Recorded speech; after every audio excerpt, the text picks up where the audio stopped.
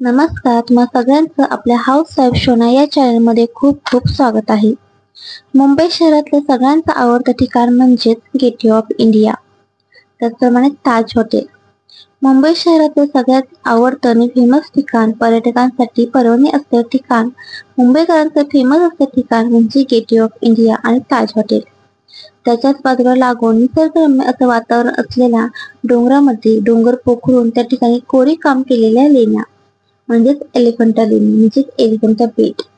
या ठिकाणी कसं जायचं हे आपण या व्हिडिओ तुम्हाला सांगणार आहे. त्याचप्रमाणे तुम्हाला या ठिकाणी जाण्यासाठी येणारा खर्च, त्याचप्रमाणे या ठिकाणी कसं जायचं, कोणती गाडी पकडायची, या सगळ्या गोष्टी तुम्हाला या व्हिडिओमध्ये तुम्हाला सांगणार आहे. तर त्यासाठी व्हिडिओ शेवटपर्यंत पहा, कारण खूप साऱ्या गोष्टी आपण या ठिकाणी पाहणार आहोत.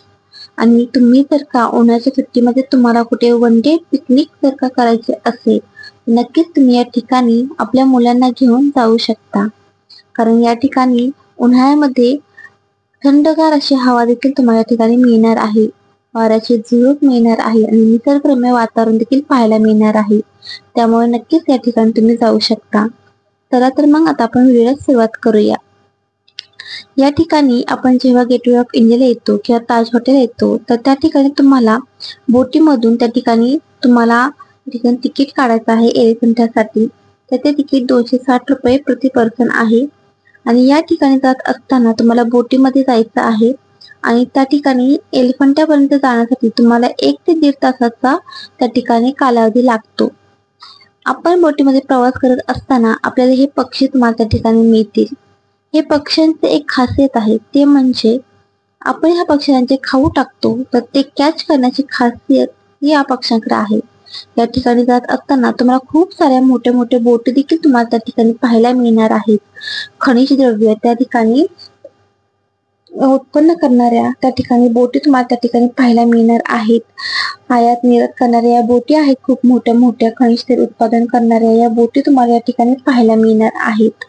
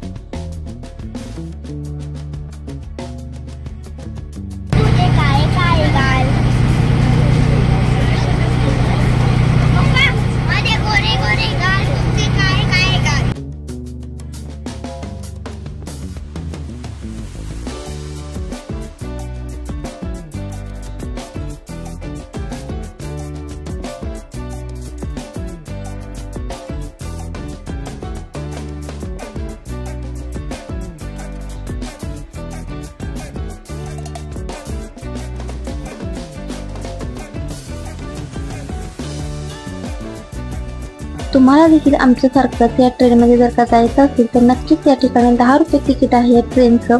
तर या ट्रेनमध्ये बसून तुम्ही या गोष्टीचा आनंद घेऊ शकता आणि एलिफंटा लेणी बघण्यासाठी जाऊ शकता किंवा चालत देखील जाऊ शकता.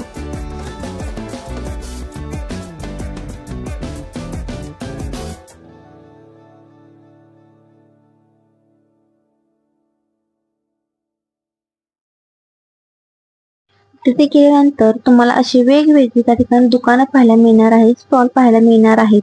काही स्टॉल हे या ठिकाणी खाऊचे आहेत, तर काही स्टॉल त्या ठिकाणी वेगवेगळ्या वस्तू त्या ठिकाणी विकण्यासाठी ठेवलेल्या आहेत. उसाचा रस असेल, कारण आता उन्हाळा येते तर त्या ठिकाणी ज्यूस, उसाचा रस, कैरी असे वेगवेगळे त्या ठिकाणी तुम्हाला स्टॉल पाहायला मिळणार आहेत. पुढे गेल्यानंतर ग्रामपंचायतची त्या ठिकाणी आपल्याला तिकीट काढावी लागते त्या गावाची. त्या ठिकाणी तिकीट काढावे लागते आणि नंतर आतमध्ये आपल्याला एंट्री मिळते.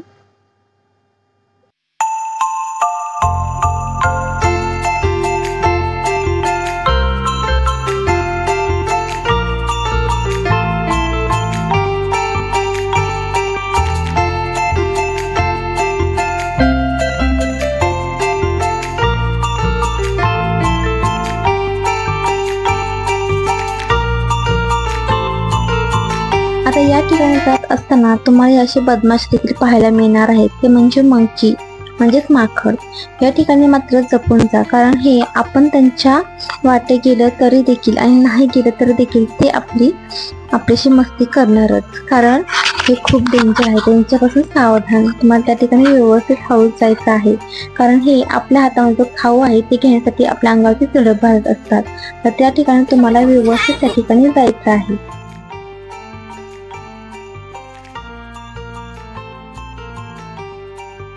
या ठिकाणी खूप सारे स्टॉल तुम्हाला पाहायला मिळतील. त्या गावकऱ्यांनी बनवलेल्या मूर्ती, तर त्या ठिकाणी असलेले दगड, अशा वेगवेगळ्या गोष्टी तुम्हाला त्या ठिकाणी कारागिरांनी बनवलेली त्या ठिकाणी वस्तू तुम्हाला पाहायला मिळतील.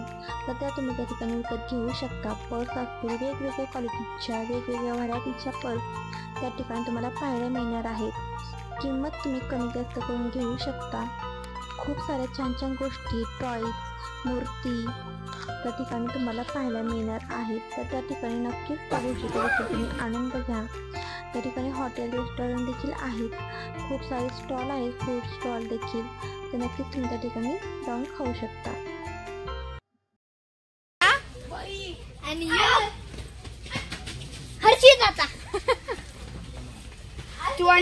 असेच पुढे चालत गेल्यानंतर तुम्हाला या ठिकाणी एलिफंटा गुफा आहे असं तुम्हाला पाहायला मिळेल. त्या ठिकाणी तुम्ही आता जाऊ शकता एलिफंटा गुफा पाहण्यासाठी. तर त्या ठिकाणी देखील तुम्हाला तिकीट काढायचं आहे आणि हे तिकीट पाहाल या ठिकाणी आपल्या भारतीयांसाठी वेगळं तिकीट आणि जे बाहेरच्या देशातून आलेले आहेत तर त्यांच्यासाठी वेगळं तिकीट, अशा प्रकारे या ठिकाणी हा पूर्ण बोट त्या ठिकाणी तुम्हाला पाहायला मिळेल. आणि त्या ठिकाणी तुम्ही तिकीट काढल्यानंतर तुम्ही आतमध्ये एलिफंटा लेणी पाहण्यासाठी एंट्री करू शकता.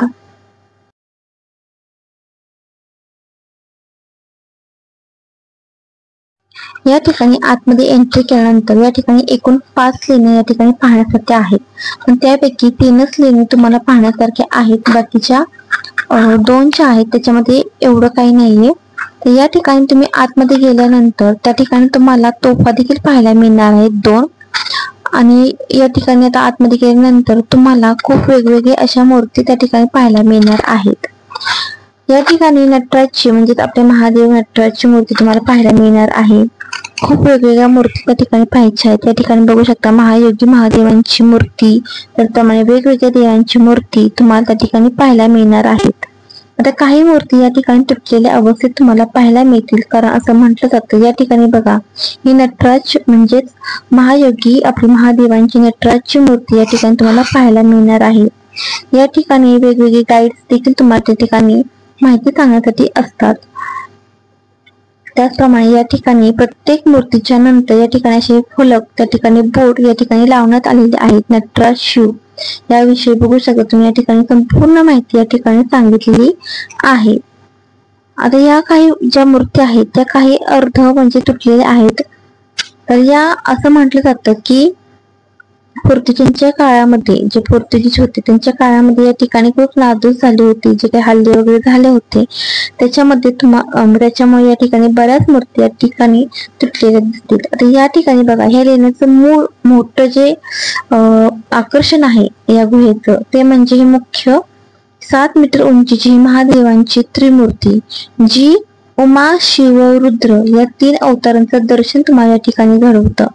असं म्हटलं जातं की कर्नाटकांचा एक जो राजा होता त्यांच्याकडून ही मूर्ती घडवण्यात आली होती. तर हे सगळ्यात मोठं आकर्षण या मूर्तीचं आहे. तर या ठिकाणी तुम्ही गेल्यानंतर तुम्हाला पाहायला मिळणार आहे. त्याचप्रमाणे त्या ठिकाणी दुसरीकडे देखील अशाच वेगवेगळ्या पार्वती मातेच्या वगैरे या ठिकाणी मूर्ती तुम्हाला पाहायला मिळतील. गंगा अवतरण असेल, तांडव नृत्य असेल, अंधकासुरला मारलेलं वगैरे या सगळ्या बऱ्याच गोष्टी तुम्हाला त्या ठिकाणी पाहायला मिळणार आहे. आता मेन गोष्ट की या बेटाचं नाव एलिफंटाच का पडलं, कारण असं म्हटलं जातं या ठिकाणी सुरुवातीला हत्तीचे 2 मोठे पुतळे या ठिकाणी पाहायला मिळाले होते, सापडले होते, जे आता सध्या राणीच्या बागेत आहेत. आणि याच्यामुळे याला एलिफंटा बेट असं नाव पडलेलं आहे. तर तुम्ही बघू शकता बाहेरच्या देशातील लोक या ठिकाणी हे पाहण्यासाठी आलेले आहेत. ही मूर्ती खूप मोठी आहे. या ठिकाणी म्हणजे बरेच पर्यटक बाहेरून येत असतात आणि त्या ठिकाणी त्याचा अभ्यास त्या ठिकाणी करत असतात. त्याचप्रमाणे या ठिकाणी वेगवेगळे लेणे तुम्हाला पाहायला मिळणार आहेत. छान असं आखीव काम त्या ठिकाणी कोरून केलेलं तुम्हाला दिसत आहे. या ठिकाणी शिव पार्वतीचं झालेलं लग्न, त्यासाठी आलेले ते देव, अशा वेगवेगळ्या गोष्टी तुम्हाला त्या ठिकाणी दाखवल्यात. मी दाखवण्याचा प्रयत्न तुम्हाला त्या ठिकाणी केलेला आहे.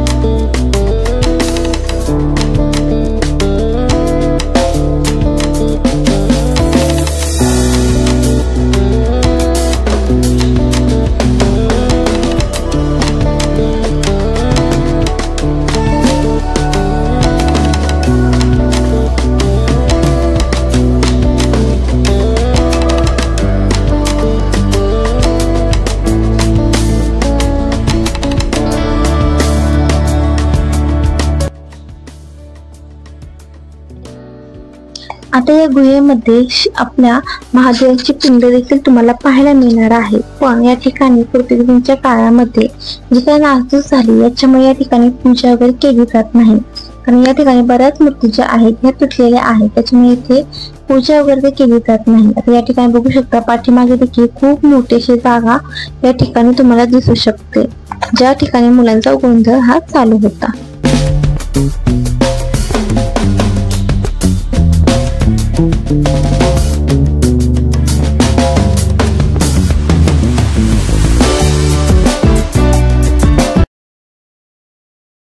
या ठिकाणी गणपतीची मूर्ती, श्री गणेशाची मूर्ती या ठिकाणी तुम्हाला पाहायला मिळेल.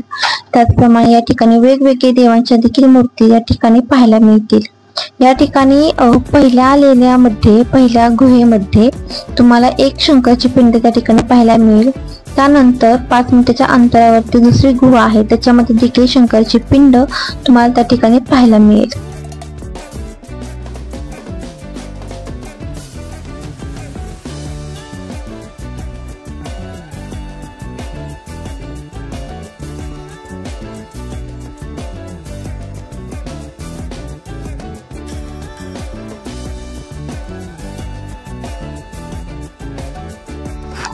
या ठिकाणी तुम्हाला या मूर्तीबरोबर या ठिकाणी तुम्हाला पाण्याची कुंड देखील पाहायला मिळणार आहेत. आणि ही जी पाण्याची कुंड आहे ती खूप खोल आहेत आणि त्याच्यामुळे त्याच्यातील जाळे वगैरे टाकण्यात आलेले आहे.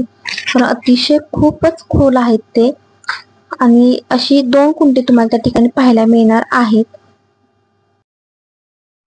त्याचबरोबर त्या ठिकाणी तुम्हाला एका गुहेमध्ये म्हणजे हा एक मोठा मंडप त्या ठिकाणी तुम्हाला पाहायला मिळेल की ज्याच्यामध्ये जास्त काही पाहण्यासाठी नाहीये. पण तुम्ही जर का तुम्हाला खाऊ वगैरे खायचं असेल तर नक्कीच त्या ठिकाणी तुम्ही बसून खाऊ शकता.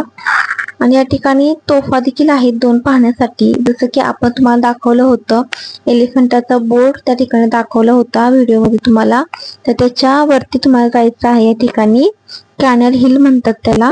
त्या ठिकाणी तुम्हाला 2 तोफा पाहायला मिळणार आहेत. त्याचप्रमाणे जर का तुमची इच्छा असेल झाडाखाली बसून जेवण्याची तर ते देखील तुम्ही इच्छा त्या ठिकाणी पूर्ण करू शकता.